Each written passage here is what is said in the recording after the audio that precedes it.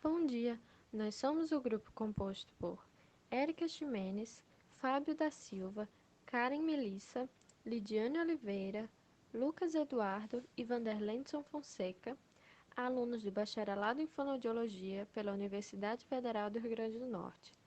E vamos apresentar o tema Mitose e Meiose, mecanismos essenciais para a manutenção da vida, pela disciplina de Biologia Celular e Molecular, ministrada pela professora Cristiane Macedo. Nesse trabalho, nós vamos abordar uma visão geral sobre o ciclo celular, o processo de mitose, as formas de regulação da mitose, forma de inibição da mitose, o processo de meiose, as importâncias biológicas tanto da mitose quanto da meiose, erros na divisão celular, diferenças entre mitose e meiose e questões. O ciclo celular é um processo que abrange diversas modificações na célula, desde seu surgimento até a sua divisão. O ciclo celular tem duas fases principais: a intérfase, que é a fase mais longa, onde há maior atividade metabólica e crescimento celular, e a fase M, que engloba a mitose e a citocinese, e é onde há a divisão da célula em duas células filhas, e é essa fase que vamos abordar no trabalho. A mitose é um processo que ocorre nas células somáticas, ou seja, qualquer célula responsável por formação de tecidos e órgãos em organismos multicelulares. A mitose é onde as cromátides irmãs são separadas e distribuídas para o par de nucleolos filhos idênticos. Essa fase, também chamada de cariocinese, é geralmente dividida em 5 etapas: a prófase, a prometáfase, metáfase, anáfase e telófase. Após a conclusão dela, há ainda um outro evento chamado de citocinese, onde a célula é dividida em duas metades, cada uma com um núcleo idêntico. A prófase é a primeira etapa da mitose, iniciando logo após o fim da intérfase. Nessa fase, os cromossomos replicados na fase S, que consistem em duas cromátides irmãs intimamente associadas, são condensados, e o nucleolo, que é o local onde são formados os ribossomos, desaparece. Na parte externa ao núcleo, os centrosomos se separam, indo em direção a polos opostos, estabelecendo uma ponte de microtúbulos chamada de fuso mitótico. Inicialmente, na prometáfase, ocorre a desintegração da carioteca. Essa desintegração deixa o envoltório nuclear em pequenas vesículas. Os microtúbulos que partem do centrosomo se ligam aos cinetócoros, que são complexos nucleicos formados no centrômero de cada cromossomo condensado durante o final da prófase. Cada cromátide irmã possui um cinetócoro. Eles têm justamente essa função de ligar os cromossomos aos microtúbulos. Eles tendem a se ligar a microtúbulos de polos opostos, de forma que cada cromossomo se ligue a ambos os polos. Essa ligação é chamada de biorientação e causa tensão sobre os cinetócoros que estão sendo tracionados para lados opostos. Essa tensão sinaliza para os cinetócoros de que eles estão corretamente ligados e prontos para se separarem. Na metáfase, os cromossomos se alinham no equador do fuso, a uma distância igual entre os dois fusos, formando uma estrutura chamada de placa metafásica. O início da anáfase se dá com o rompimento repentino das ligações de coenzima, responsáveis por manter as cromátides irmãs unidas. A ligação pela coenzina é rompida por uma protease, ou seja, uma enzima que quebra ligações peptídicas entre os aminoácidos das proteínas. Essa protease é chamada de separase. A quebra permite que as cromátides se separem e se torne cada um cromossomo individual que é puxada para o polo do fuso em que está ligado. Esse movimento separa os cromossomos idênticos, levando cada um para a extremidade oposta. Após isso, eles ainda são puxados para o polo do fuso. Essa movimentação é consequência de dois processos independentes, denominados de anáfase A e anáfase B. Na anáfase A, os microtúbulos do cinetócoro encurtados e os cromossomos se transportam em direção aos polos. Já na anáfase B, os próprios polos do fuso se afastam, separando os dois grupos de cromossomos.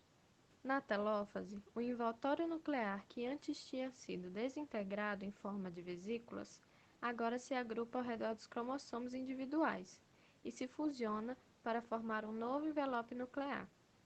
Com o envelope nuclear refeito, proteínas nucleares são bombardeadas para o seu interior, o núcleo é expandido e os cromossomos que antes estavam compactados agora relaxam para o seu estado interfásico. A transcrição gênica agora pode acontecer como consequência dessa descompactação dos cromossomos. Um novo núcleo foi criado e a mitose já foi completada. Tudo o que falta agora para a célula é completar sua divisão em duas células filhas individuais. O processo responsável por essa divisão é chamado de citocinese. É a divisão citoplasmática que leva à separação das duas células filhas. A citocinese se diferencia da animal para a vegetal. No fim da mitose na célula animal, é formada na zona do plano equatorial um anel contrátil de filamentos de actina, filamentos de miosina II e muitas proteínas estruturais e reguladoras que, durante esse processo, se contraem e puxam a membrana plasmática para o centro da célula até a separação das duas células filhas. Assim, podemos dizer que a citocinese animal é centrípeta, ocorre de fora para dentro. Apesar de normalmente após a divisão nuclear a célula entrar em um processo de divisão citoplasmática, existem alguns tipos de célula que não têm esse comportamento. Algumas células passam por diversos ciclos de divisão nuclear sem fazer as divisões citoplasmáticas entre elas. Por exemplo, no embrião jovem de Drosophila, uma espécie de moscas, os primeiros 13 ciclos da divisão nuclear acontecem sem a divisão citoplasmática, formando uma grande massa contendo milhares de núcleos. Esse tipo de célula, em que diversos núcleos compartilham o mesmo citoplasma, é chamado de sincício. Esse comportamento causa uma grande aceleração no desenvolvimento inicial, já que as células não precisam gastar tempo passando por todas as etapas de citocinese a cada divisão que acontece. Depois dessas rápidas divisões nucleares, são criadas membranas em volta de cada núcleo, num processo de citocinese coordenada chamada de celularização. A membrana plasmática se estende para dentro e, com a ajuda de um anel de actina e miosina, se contrai com força para envolver cada núcleo. Nos mamíferos também existem alguns tipos de célula em que a divisão nuclear sem citocinese acontece, como por exemplo os megacariócitos, que produzem as plaquetas sanguíneas, e alguns tipos de hepatócitos e células musculares cardíacas. Agora vamos dar uma olhada em imagens microscópicas do processo de citocinese.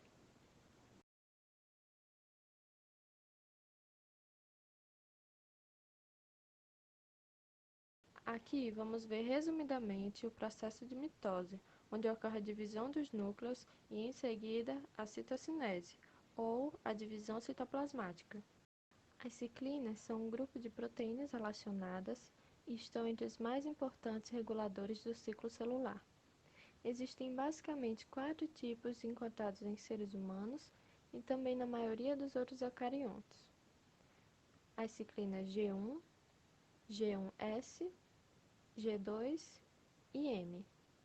Cada ciclina está relacionada a uma determinada fase, transição ou conjunto de fases no ciclo celular e também ajuda a conduzir os eventos dessa determinada fase. Durante a transição da fase G2 para a fase M, ocorre um aumento abrupto da ciclina M. Esse aumento promove alguns eventos do início da mitose, como a quebra do envelope nuclear, a condensação cromossômica, a formação do fuso mitótico e a ligação bipolar das cromátides irmãs aos microtúbulos do fuso. A função do APC é ligar várias moléculas de ubiquitina a proteínas-alvo, e assim ele marca essas proteínas-alvo para serem degradadas por um complexo multiproteico denominado proteossoma. Uma das principais proteínas-alvo do APC é a securina. A securina ela vai inibir a proteína separase. E o que a proteína separase faz? A proteína separase ela degrada o complexo coenzima que une as duas cromátides pelos centrômeros. Então, com essa proteína sendo inibida pela securina, não vai acontecer a mitose, pois não vai acontecer a divisão das cromátides.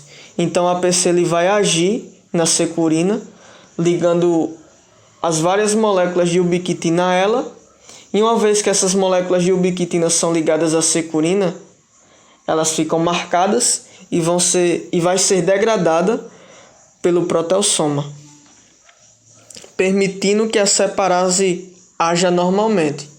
Como a gente pode ver na imagem, a securina aqui inibindo a atividade da separase, e quando acontece a ubiquitinação, a degradação da securina, a separase volta a ser ativada, permitindo assim que as coenzimas sejam clivadas e dissociadas, permitindo a ocorrência normal da mitose. A colchicina é uma substância alcaloide que tem como função inibir a polimerização das tubulinas, proteínas que compõem os microtúbulos. Ela também promove a despolimerização dos microtúbulos já constituídos. Dessa forma, ela impede que os cromossomos migrem para os polos durante a anáfase, interrompendo a mitose e, consequentemente, agindo como uma substância antimitótica. Essa droga é usada no tratamento de diversos processos inflamatórios, como a gota e a doença de Peyronie, que formam placas fibrosas no tecido. Para se obter um cariótipo de uma célula humana, ou seja, o conjunto cromossômico, utiliza-se também a colchicina. Ela impede a formação dos microtúbulos, permitindo que os cromossomos sejam fotografados, contados e classificados durante a divisão celular mitótica.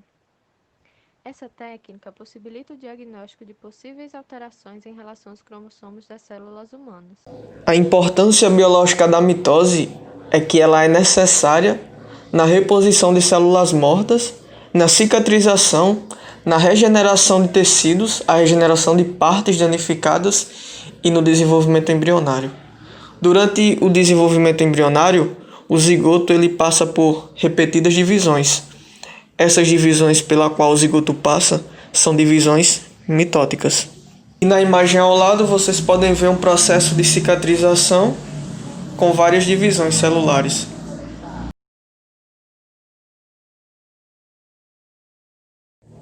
Diferentemente da mitose, a meiose ocorre em células germinativas, ou seja, células da linhagem reprodutiva. Nesse caso, temos uma célula-mãe que vai originar 4 células filhas, uma célula diploide que se divide em 4 células haploides. Então percebe-se que ocorre uma redução no número de cromossomos, já que temos uma célula 2N que vai se dividir em 4 células N. Além disso, essas células filhas são geneticamente diferentes entre si e em relação à célula-mãe, a célula que deu origem a elas. E para que todo esse processo seja possível, a meiose ela é composta de 2 divisões sucessivas, a meiose 1 e a meiose 2. Ambas possuem fases bem semelhantes às da mitose. A meiose 1 ela se divide em prófase 1, metáfase 1, anáfase 1 e telófase 1. E na meiose 2 temos a prófase 2, metáfase 2, anáfase 2 e telófase 2. Antes que a meiose de fato comece, é necessário que o material genético, o DNA, se duplique. Ele se duplica numa etapa denominada fase S da intérfase. Então, o material genético se duplica e a meiose inicia. Entre uma meiose e outra, entre a meiose 1 e a meiose 2, não existe nenhuma duplicação do DNA. O DNA se duplica exclusivamente antes da meiose. Apesar da mitose e da meiose terem aspectos bem semelhantes, Principalmente nesse começo, especificamente na meiose 1, elas diferem bastante. Por quê? Porque a meiose 1 é tida como reducional, ou seja, ela corta o número de cromossomos pela metade. Temos cromossomos homólogos que se dividem em cromátides irmãs. Uma célula diploide que se divide em células haploides. Na mitose não acontece isso. Na mitose, o número de cromossomos é constante durante toda a duração da mitose. Então, a meiose 1, ela se divide em 4 fases. Prófase 1, que a gente percebe que ela é subdividida em 5 fases. Por que ela é subdividida em 5 fases? Porque em comparação com a prófase da mitose, a prófase 1 é extremamente longa.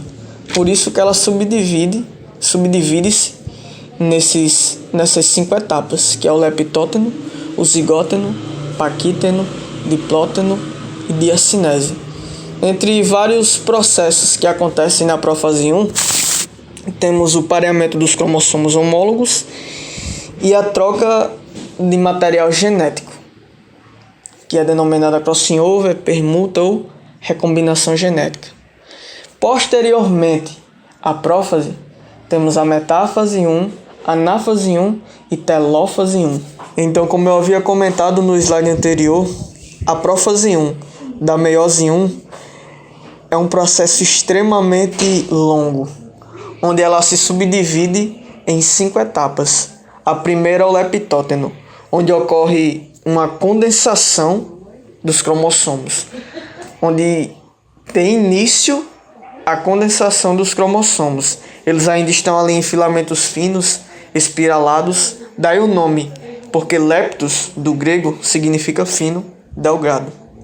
Então esses cromossomos eles já estão duplicados. Cada cromossomo já está constituído pelas suas respectivas 2 cromátides irmãs.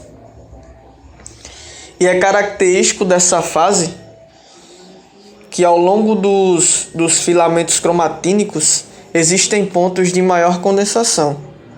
O nome desses pontos de maior condensação é chamado de cromômeros.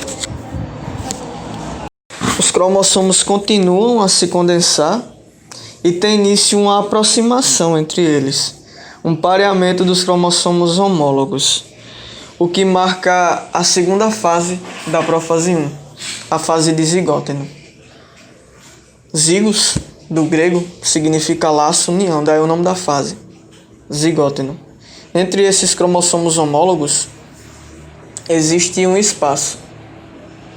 Nesse espaço é formado um complexo proteico, denominado complexo sinaptonêmico, que se organiza longitudinalmente entre esses 2 cromossomos.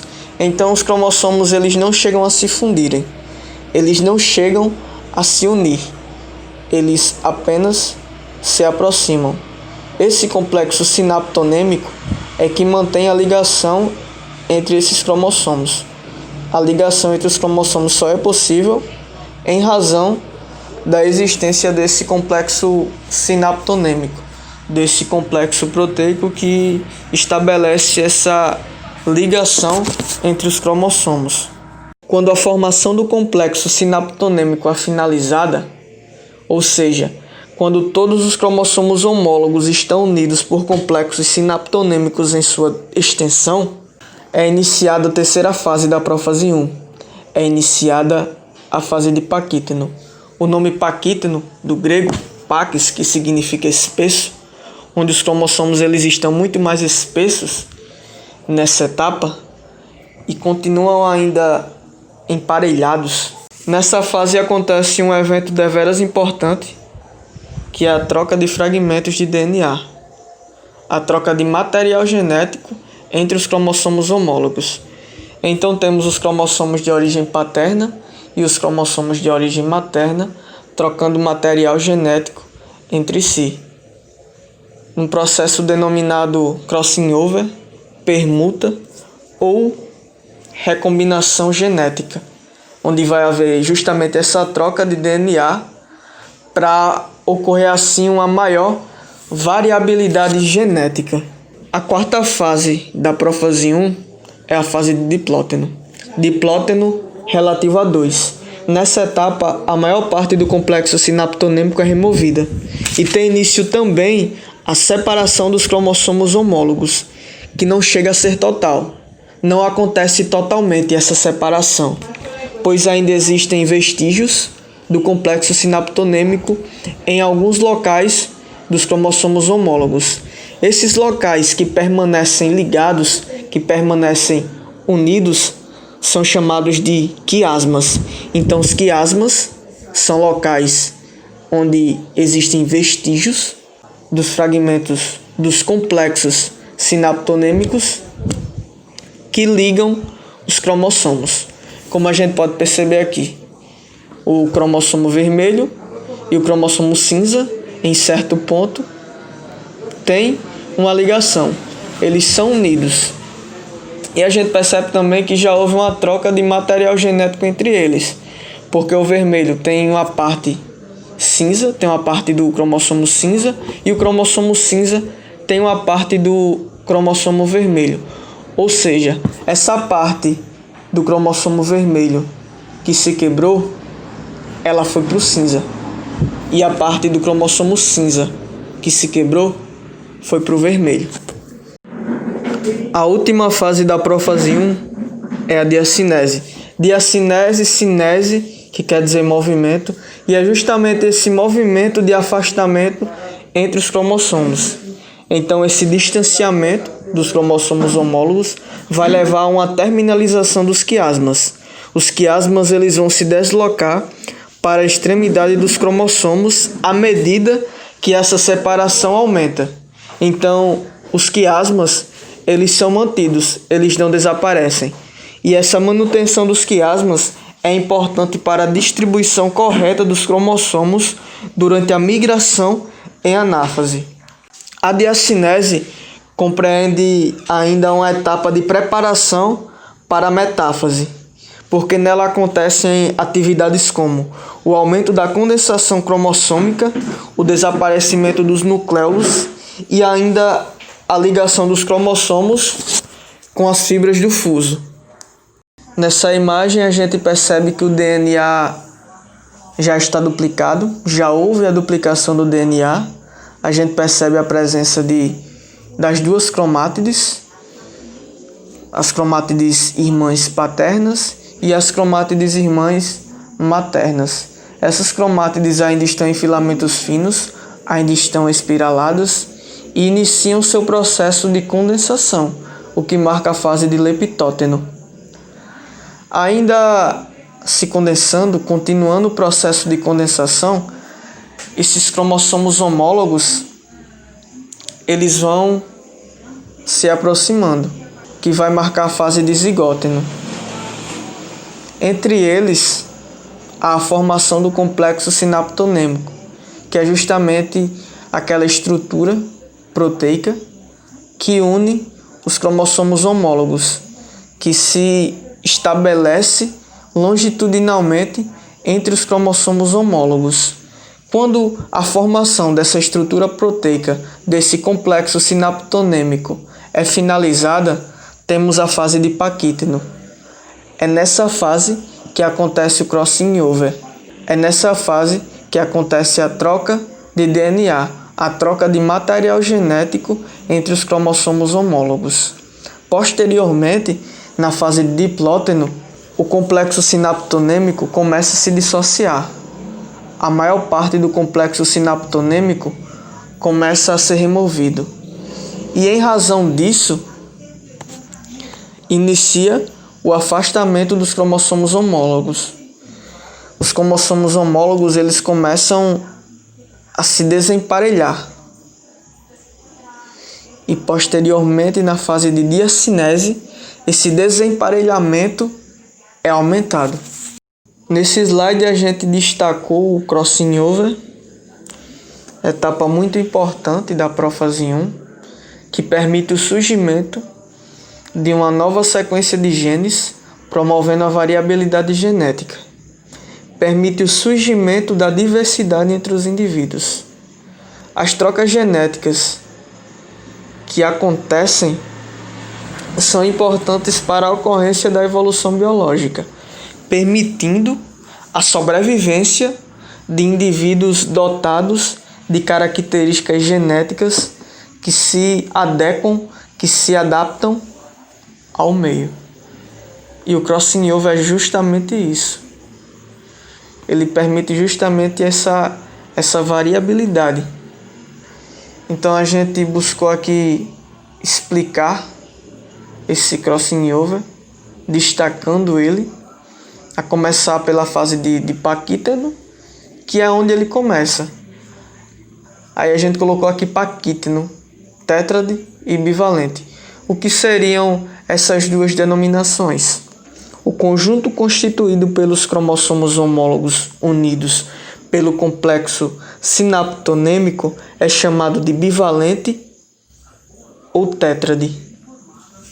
Então, tétrade porque é formado pelas 4 cromátides e bivalente porque contém 2 cromossomos unidos, os homólogos. Tá aí os significados de tétrade e bivalente. Então, a gente percebe que os cromossomos eles estão duplicados e pareados. A fase ali de diplóteno, que marca ali esse contato entre os cromossomos pelo quiasma, e posteriormente os cromossomos modificados, onde já houve essa troca de material genético, onde já houve essas trocas de DNA, que é o resultado das permutações, recombinações, o resultado do crossing over. A fase seguinte da meiose 1 é a metáfase 1. Nessa etapa, os cromossomos se encontram na placa equatorial, lado a lado. Cada cromossomo do par de homólogos liga-se aos polos opostos da célula. Posteriormente, na fase 1, acontece a separação desses cromossomos homólogos. E na última fase da meiose 1, a telófase 1, vai acontecer a divisão da célula. Já teremos as 2 células com suas respectivas cromátides irmãs. Forma-se rapidamente uma carioteca e percebe-se também o início da formação de um nucleolo, além da descondensação cromossômica. E com isso, a meiose 1 é encerrada. Imediatamente após o término da meiose 1, a meiose 2 inicia. Essa meiose é bem similar, é bem semelhante à mitose, já que nela o número de cromossomos ele se mantém constante. Ao final da primeira divisão meiótica, tivemos 2 células com o número haploide de cromossomos. Na meiose 2, esse número haploide se mantém.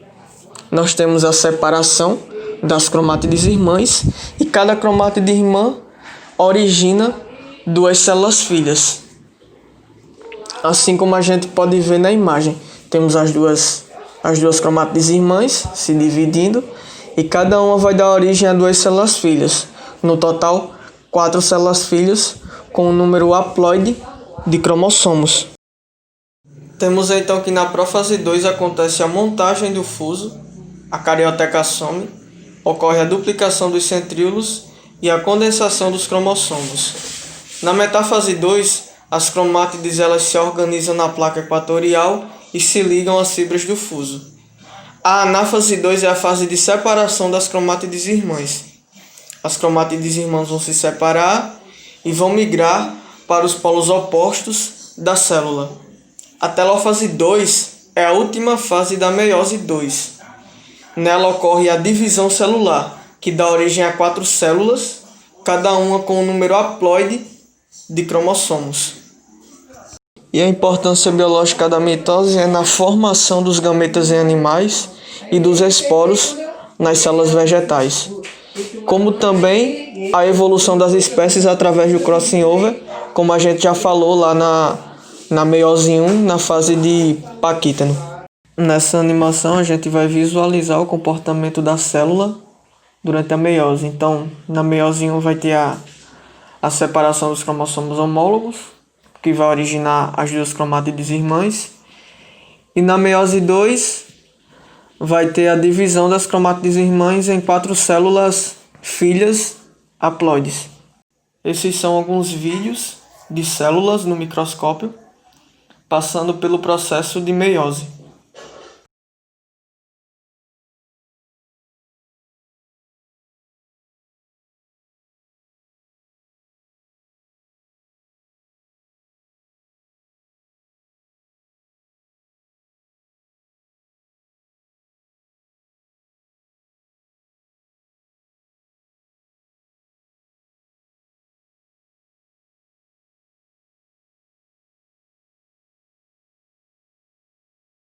Durante os processos de mitose e meiose, podem acontecer erros na divisão celular e ocasionar algumas doenças ao indivíduo. Quando isso acontece durante a meiose, nós chamamos de embriões aneuploides. As aneuploidias são decorrentes da não disjunção que ocorre na meiose 1 ou 2. Isso faz com que a célula fique com falta ou excesso de cromossomos. Entre as principais aneuploidias, temos a nulissomia, que é a perda de 2 cromossomos do mesmo par, a monossomia, que é a perda de um cromossomo do mesmo par, e a trissomia, que é o ganho de um cromossomo. Já na mitose, nós chamamos de embriões mosaico.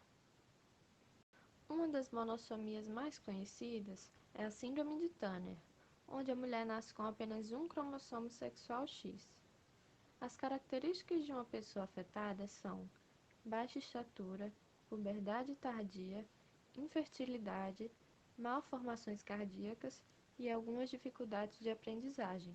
Entre alguns exemplos de trissomia, ou seja, quando há o ganho de um cromossomo, existem a síndrome de Down ou trissomia do cromossomo 21, que provoca uma aparência facial distinta, deficiência mental, atrasos no desenvolvimento e pode ser associada a doenças cardíacas ou da tireoide. Temos também a síndrome de Edwards, ou trissomia do cromossomo 18. Ela provoca baixo peso ao nascer, cabeça pequena de formato anormal e defeitos congênitos em órgãos, que muitas vezes podem ser fatais. Existe também a síndrome de Patau, ou trissomia do cromossomo 13. Ela provoca deficiência mental grave e defeitos físicos. A maioria dos bebês com essa condição não passa da primeira semana de vida. Agora vamos citar, resumidamente, algumas diferenças entre o processo de mitose e meiose. Durante a mitose, acontece apenas uma divisão celular. É um processo que ocorre na vida toda e produz duas células somáticas, iguais à célula-mãe. Já durante a meiose, acontecem duas divisões celulares, e é um processo que ocorre na fase germinativa. Ele produz 4 células sexuais com apenas metade do DNA da célula-mãe, pois tem variabilidade genética.